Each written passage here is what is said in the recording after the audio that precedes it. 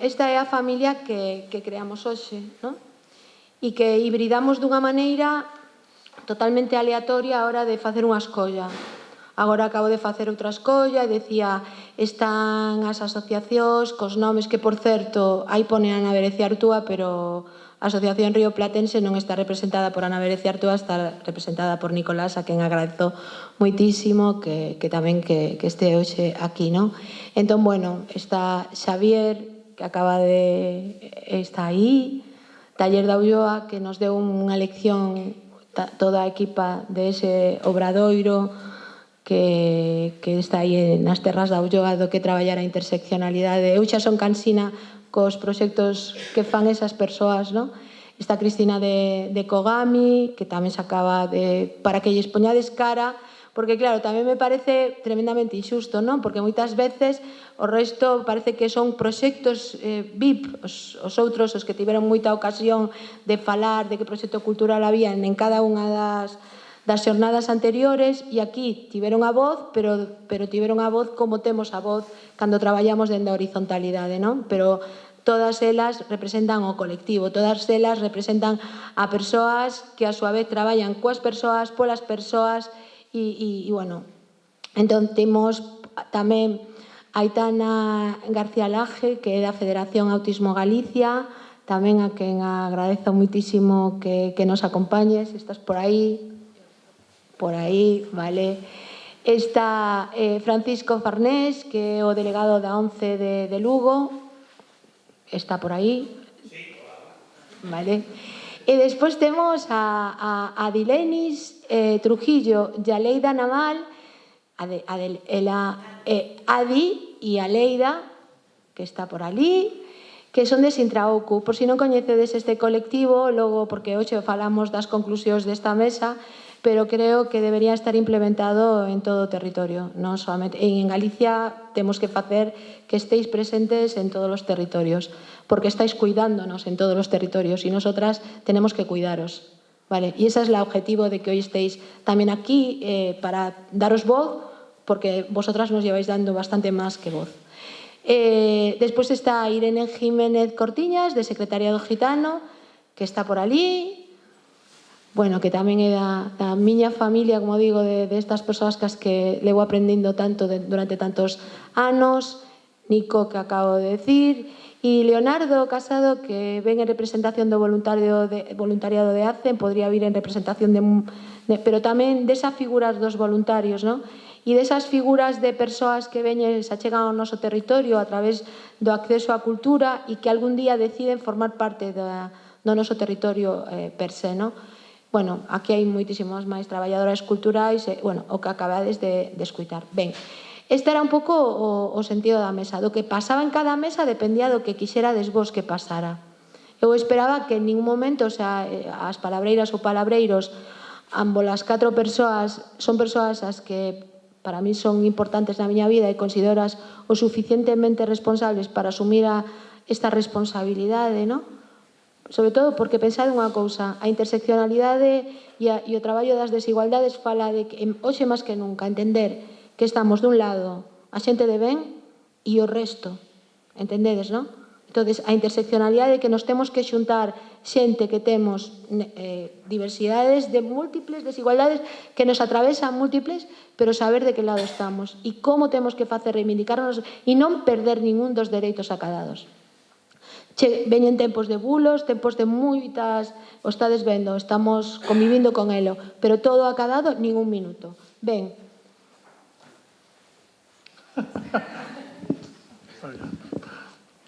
Bueno, son Sergio María, como os dixeron, eu fun unha das palabreiras e, bueno, a nosa mesa sí que éramos moita xente como moi relacionada coa cultura, coas artes, entón sí como que sentimos como que a nosa mesa foi un pouco máis enfocada a intentar un pouco eso, non?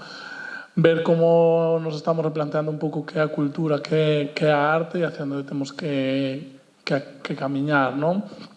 Entón, un pouco que queríamos era lanzar unha pregunta para que quede aí un pouco, cada unha vaya respondendo na súa cabeza ou a leve para casa e a vaya transmitindo, que é como ser conscientes da importancia da cultura nas nosas vidas. Xa? Bueno, pois eu son Ruth, eu fui unha palabreira doutra mesa na que coincidimos persoas de diversos colectivos e o que fixemos foi reflexionar moito sobre a nosa propia conciencia sobre os dereitos culturais, non como primeiro paso antes de abordar un pouquiño esa visión interseccional, que ao final é unha das cousas que buscábamos hoxe, non?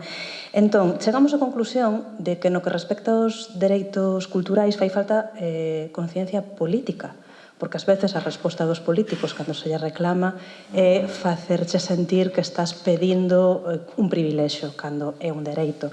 Tamén coñecemento social, non é un dereito do que todos sexamos plenamente conscientes, nin do que implica, non? E despois tamén chegamos á conclusión de que tiñamos que defender o público, que hai unha idea de vincular a cultura ou o acceso a cultura a determinadas formas de pago, que está guai, están aí, pero que ás veces esquecemos que é un dereito que dende o público e dende o que é de todos debería existir.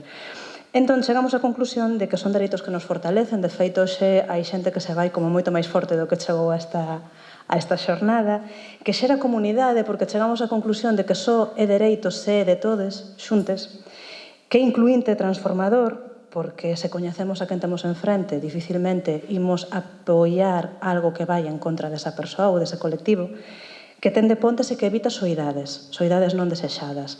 Claro, logo chegou a hora de materializar unha proposta que estes dereitos os encamiñara a unha visión interseccional. E pensamos que era interesante apostar, promover a formación dos profesionais da cultura, porque de alguna maneira garantimos que determinadas cuestións poidan ou non suceder. Hai que apostar por esa empatía, por esa alteridade, e por unha maior conciencia. Tamén traballar dende os colectivos na exixencia social. Se hoxe nos vamos para casa sabendo que un dereito, pois decirlle ás nosas e aos nosos que ese dereito igual, nun momento dado, tamén hai que reclamalo. E, sobre todo, facendo, non esquecendo que nesta mesa de hoxe había outros colectivos cos que igual podemos ir da man. E logo, xa, pensando no utópico e nunha medida que igual estaría ben, pensamos nun bono de participación cultural, non nun bono de acceso cultural, senón de participación, que nos permita a todos decidir, aportar e co-crear.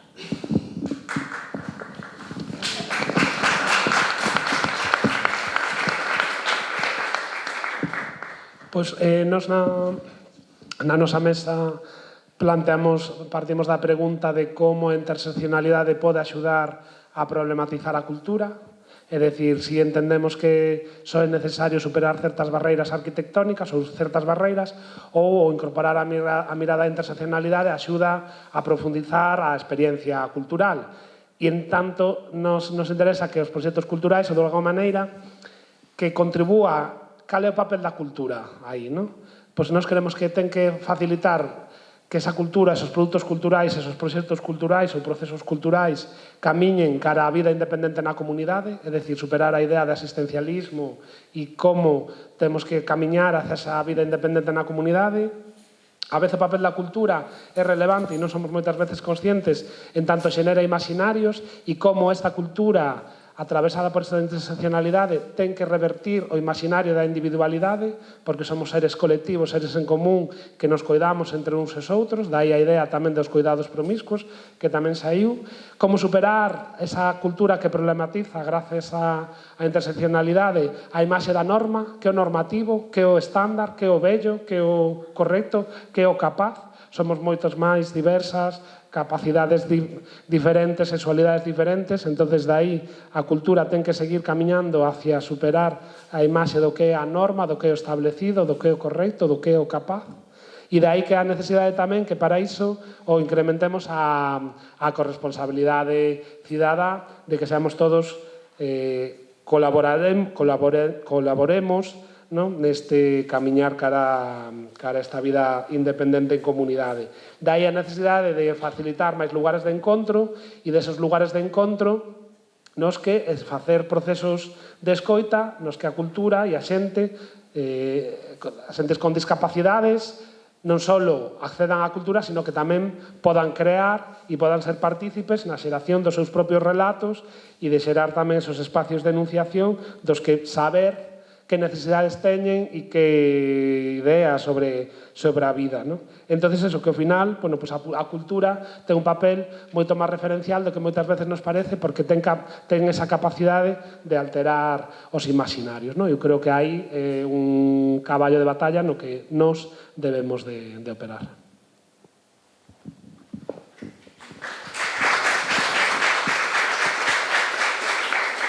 Bueno, a mí pareceme superinteresante, non? Que en cada unha das mesas tamén saíron así cousas moi diferentes, non?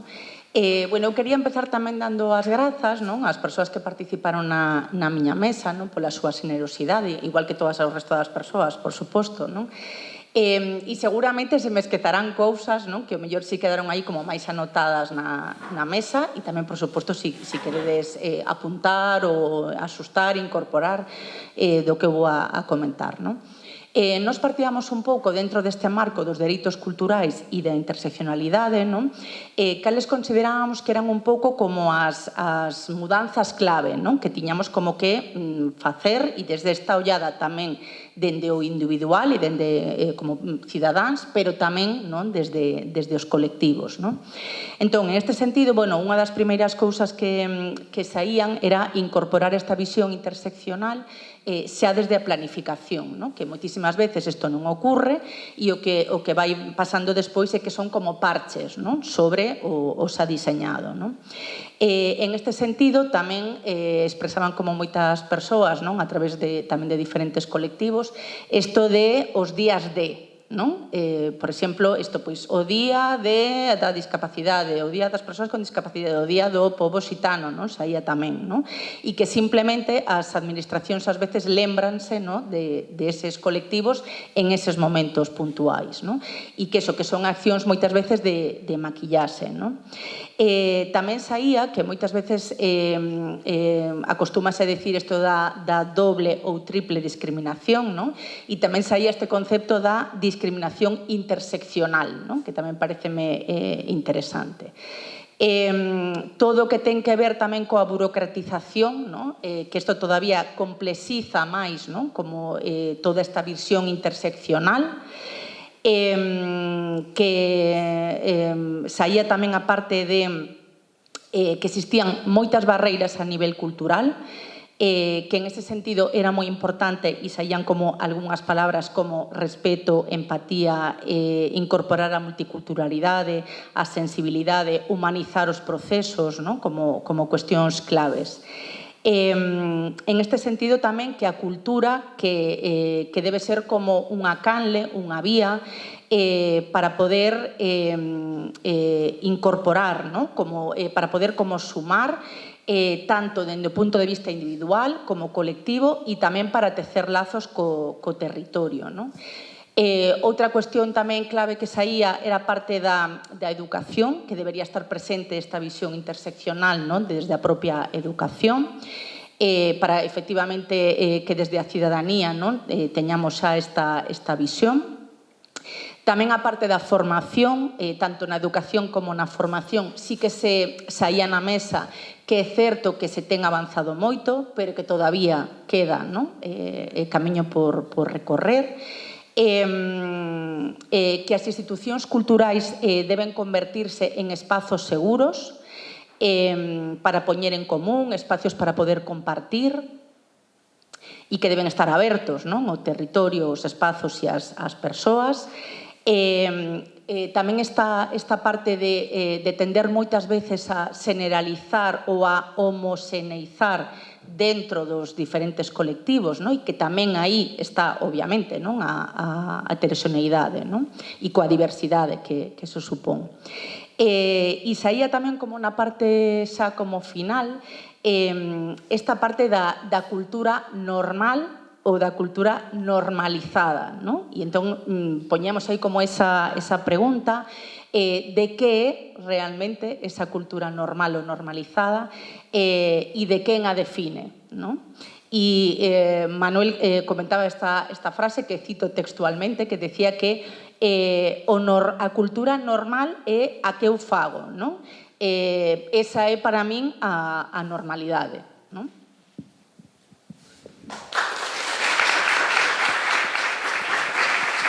Bueno, Deixei para o final, falando de colectivos, intencionadamente, porque o propio nome, sobre todo que falábamos hoxe tamén de palabreiras e do tema da comunicación, a plataforma diversa infantil, porque aglutina o que é a interseccionalidade. A palabra plataforma é un tableiro horizontal, descuberto, transparente, que leva as persoas en igualdade. É unha plataforma de familias que se xuntan para, dende esa diversidade, camiñar xuntas, non? Tendo en conta esas múltiples, o que é a múltiple diversidade. Eso é a interseccionalidade.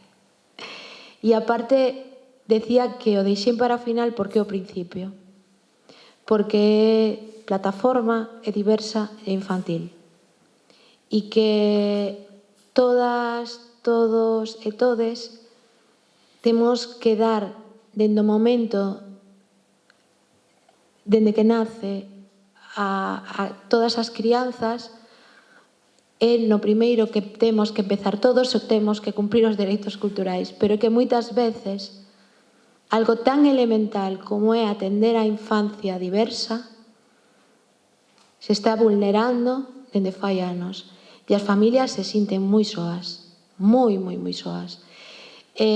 Sobre todo porque ás veces non encaixan na norma, no que queres, ao mellor dices que teño que von a asociación de autismo, von a asociación de Kogami, von a Famislu, bueno, ahora xa non existe Famislu, me acabo de ir eu 20 tantos anos atrás, pero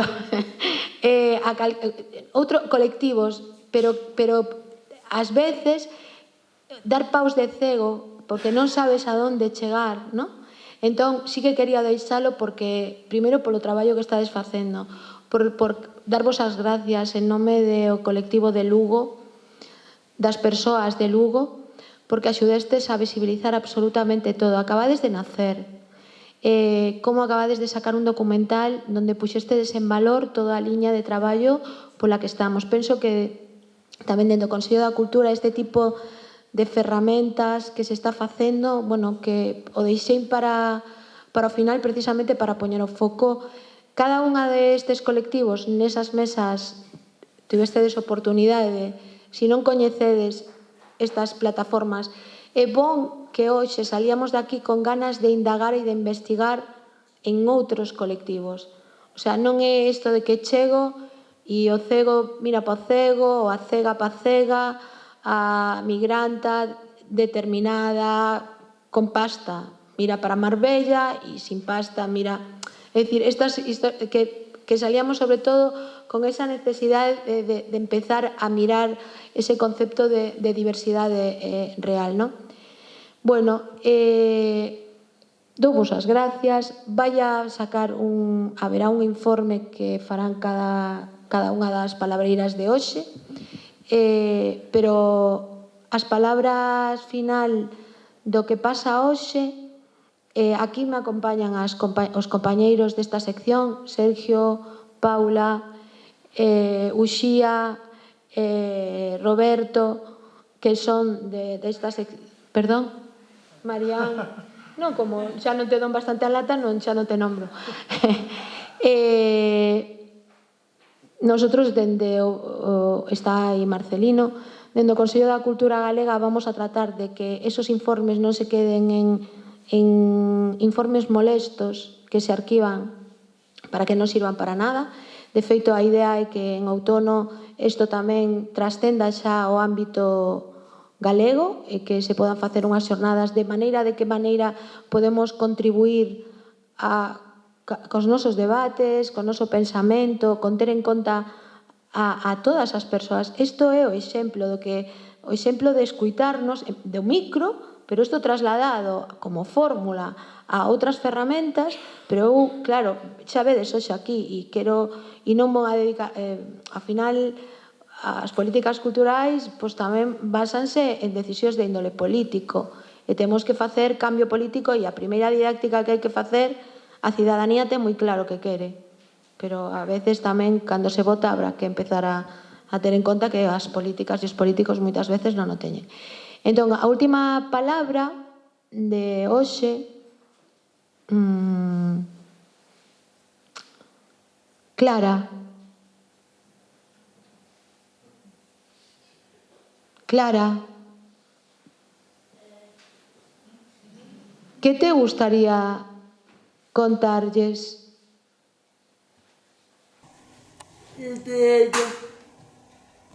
Soy 7 años, 8 años.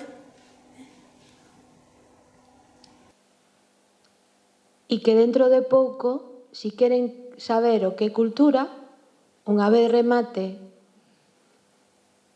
a visita ao Pazo, teredes que vir a ver a Clara aquí, vale? Pero un aplauso para Clara, xa adiantado.